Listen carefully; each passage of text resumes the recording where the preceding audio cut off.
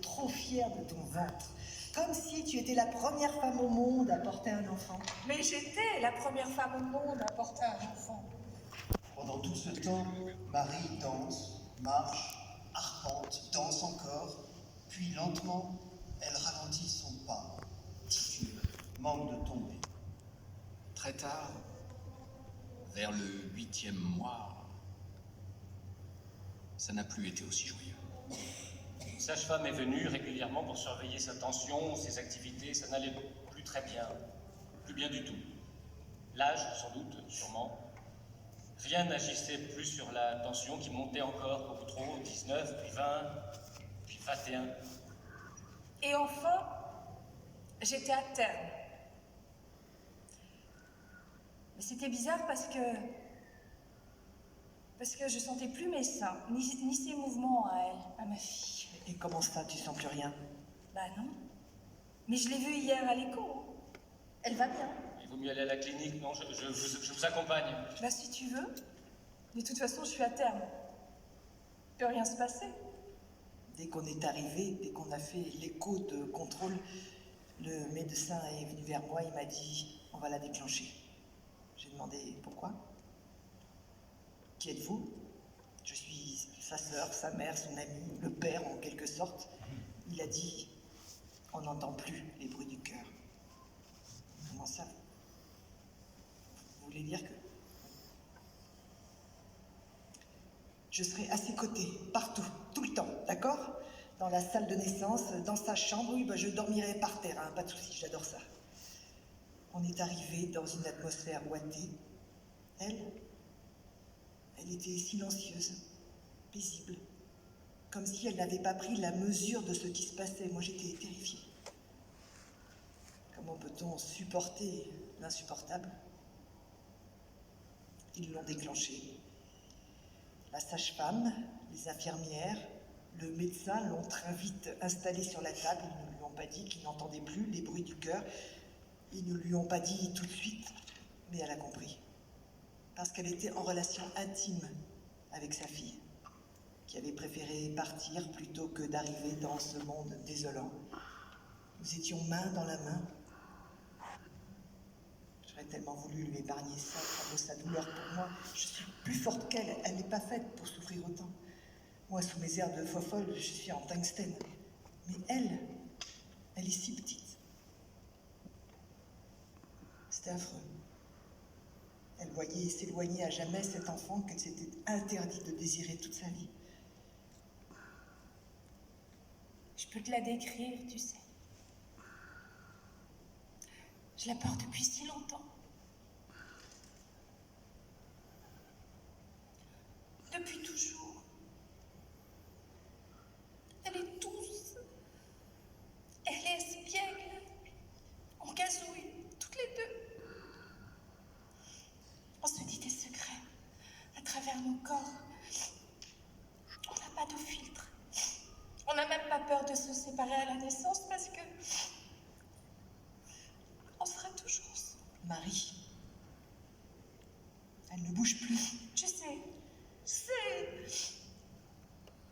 Mais on va la sortir. Elle va plus que mal. Elle est plus là.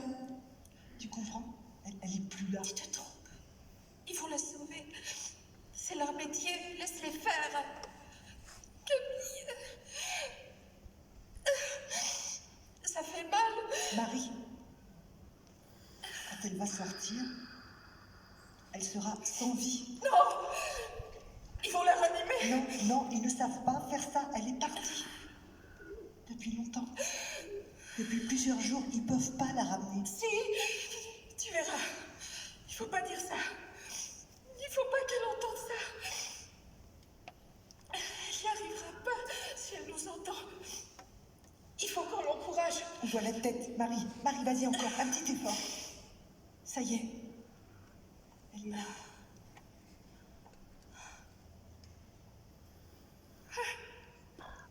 Elle est jolie. Non? Non. Elle est très belle. C'est insupportable. Elle est très belle, ma chérie. Mon Dieu, comment on fait pour résister à ça? Elle a le nez de travers, non? C'est toi qui as le nez de travers. Elle est parfaite. Oui, c'est vrai. À un détail près, ma fille est parfaite.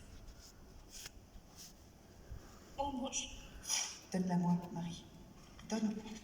La sage-femme veut l'habiller. Oui. Faut pas qu'elle ait froid. Au revoir, ma chérie. Merci d'avoir fait ce chemin avec moi. On se retrouvera, tu sais. Oh, mon amour, je t'aime. Non, non, non, non. Pas d'autopsie, docteur. Ça suffit comme ça. Oui, je prends la décision à sa place. Je suis fatiguée. Je voudrais rentrer. Marie se couche en chien de fusil. Je l'ai veillée tous les jours qui ont suivi. De loin, de près, j'étais là. Dans sa cour, sous ses fenêtres, avec ses voisins, je gérais son courrier, je déposais des courses devant sa porte comme une offrande qu'elle acceptait, parfois, parfois pas. Je voudrais me montrer. Par représailles. Pour sortir de cette douleur intenable de mon corps. Mourir aurait été moins douloureux. Une agonie qui durera tout ce qu'il me reste de vie. Pourvu que ce soit pas trop long. Pourvu que la vie ne s'accroche pas à moi, je ne porterai plus mon enfant dans mon ventre. Ni dans mes bras. Mais sur mon dos. Dans mon cœur. Dans mon cerveau. Dans mon âme. Toujours présente. Toujours avec moi, quoi que je fasse. Je ne serai plus jamais seule. Ce sera désormais moi et mon enfant. Moi et mon enfant mort, qui marcheront dans la vie, non pas côte à côte, mais l'une dans l'autre. Est-ce que mon enfant restera toujours nouvelle-née ou bien grandira-t-elle comme n'importe quel enfant? Prendra-t-elle possession de mon corps pour se développer dans l'intérieur de ma chair, dans l'intérieur de mes bras, l'intérieur de mes entrailles, comme une seconde peau intérieure? Il y aura l'épiderme, le derme et l'enfant. Grossesse intracorporelle sans délivrance. Oui, peut-être, sûrement. Comment perdre quelqu'un qui fait partie de vous, c'est impossible. Il devient vous, et vous devenez lui. Je fais semblant de vivre, de respirer.